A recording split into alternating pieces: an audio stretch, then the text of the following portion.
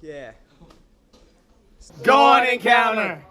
At the beginning of December, Bellarmine held its first Coed encounter in about 20 years. This information came as a shock to most of the student population, since the encounter has been separated by gender for most of its history. I think because I've heard so many positive things about Encounter that I was like, I think it's going to be fun either way, but then again, I feel like I'm kind of one of the guinea pigs who's like trying this co-ed encounter thing for the first time. I was a little hesitant because at first I was like, wait, but like, what if it is like not as great as like just girls encounter? Before I was asked to be a leader on this encounter, I had my reservations about it. I was, of course, skeptical because it wasn't like what I had experienced, you know what I mean? It was something new, something different. I realized that it would feel inauthentic of me to not say yes. The significant change to such a beloved retreat and the seemingly lack of student input led many students to take action through a petition. So when we proposed to have a co-ed encounter, they were like, yeah, I don't anticipate there would be any problems. I guess my first reaction to Coed encounter was like surprise. When the proposal, I guess, was brought up last year, I thought this doesn't seem like it has like the essence of encounter in it. I don't want to just do nothing. I feel bad like just sitting here when I have opinions that go against it. Some of the students who had signed it were leading encounter and they felt uncomfortable, like maybe they weren't supposed to talk bad about campus ministry, stuff like that. I ended up waiting another week for boys' first encounter to pass, and then I sent it to the teachers. I ended up meeting with Mr. Patulit and Mrs. DeGroat just after school one day. We had a pretty like lengthy conversation about it. And so I was like really surprised because it's like, we're not taking away anything. We're actually adding something. I really haven't felt anyone holding back, you know what I mean, on the team. Obviously, I still have some of my own misgivings about Encounter, but I could definitely see where they were coming from better than I did before. And partly I just didn't anticipate that there would be any problems.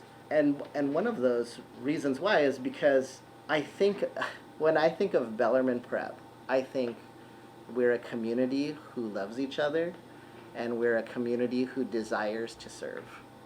Despite this initial hesitation, both students and faculty alike found this encounter to be especially impactful.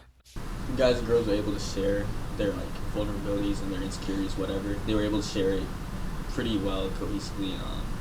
I didn't really think that was going to be able to happen.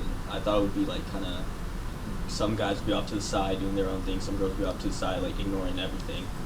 But they were actually doing really well, and they were able to communicate and talk about their vulnerabilities and stuff. So yeah. I think that this encounter is going to be really special because otherwise, if we did not have this encounter, there would not be opportunity for a lot of people to go on encounter this year. People who maybe didn't feel comfortable like being associated with one gender or another, or people who just had conflicts like sports or other academic interests that wouldn't have allowed them to do this. And I gotta say, my experience with the leaders of the December encounter was one of the best experiences I've ever had on any retreat. For me, who's been doing retreats since 1995, this has been a top 5 experience for me. To better understand why the essence of Encounter remained despite this significant shift, it's important to understand how the Encounter was introduced to Bellarmine at the first place. Well, I was the campus minister for a long time here. But when I came here, I had worked at Jesuit High in Portland, and we had at Jesuit High something called the Encounter. But it all kind of came out of the Cursillo movement, and a number of retreat weekends for high school kids developed out of that. So we had a young Jesuit we just hired, Jim Voice, and he directed the Encounter. And then after he left, then we separated the two as far as directors go. We had a male director and we had a female director. And Becky Bernards was on my staff as the female director for many years. So I worked almost every single encounter weekend. I was working crew. We moved in various locations over the years to try to find the right place until we found Camp Seymour. So my staff member added a co-ed encounter for the 6th encounter of the year, because some people don't go on the encounter until they hear that it's fun. I don't know if that's still the case, whether they're Catholic or not.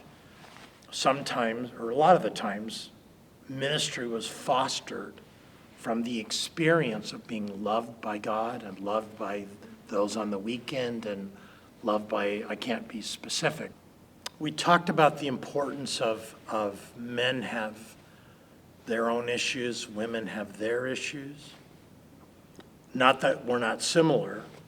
So there's an argument for a co-ed, and so when we had a co-ed, usually it was the last one, the 6th. But there used to be 6, and the 6th one became the co-ed to get those Johnny and Jill come-latelys finally in. Just as the Christios movement evolved and changed with the times, so will our school's encounter.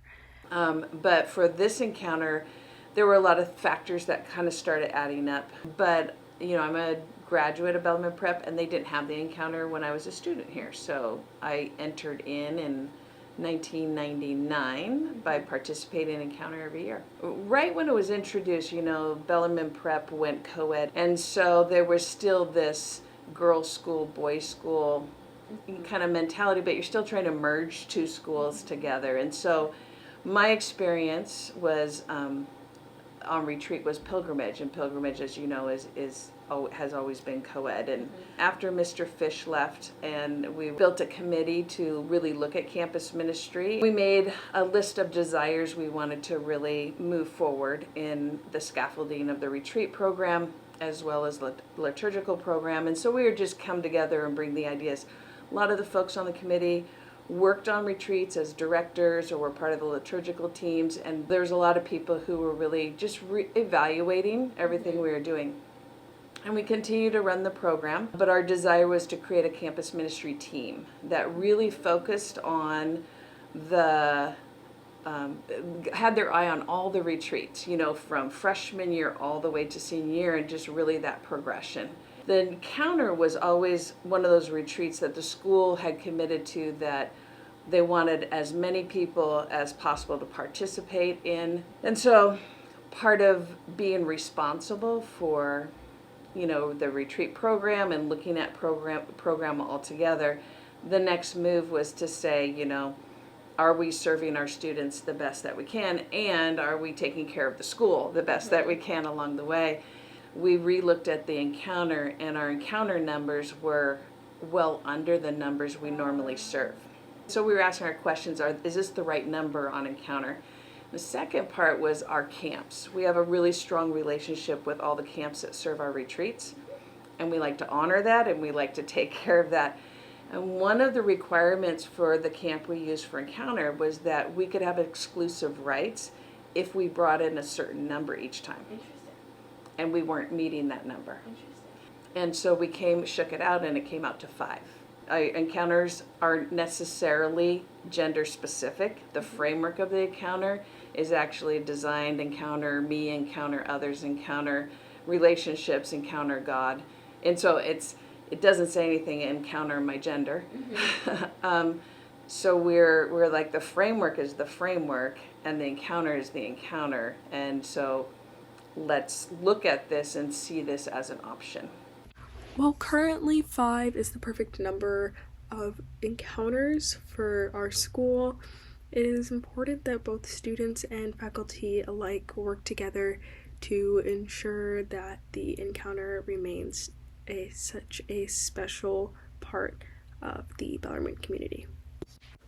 I think for anybody who's like thinking about encounter or any retreat in general, there's a part of us that really wants to know everything. Like, that's just part of our human nature. Jesus, when he called his disciples, they had no idea what they were getting into. We'll never know what the end of this path is going to be. I don't know where this is ultimately going to end. And I don't know what the ups and downs will be, but I would encourage every person, come and see. We have no idea, but I hope what we're building here at Bellarmine Prep is open to growth. The intent of the encounter is to experience the love of God, not just talk about the love of God. This is Betty Roberts with the line Mainstream. You are so loved. Go on Encounter. You're so loved. Go on Encounter. Go on Encounter. You're so loved. Go on Encounter. Go on Encounter. You are loved.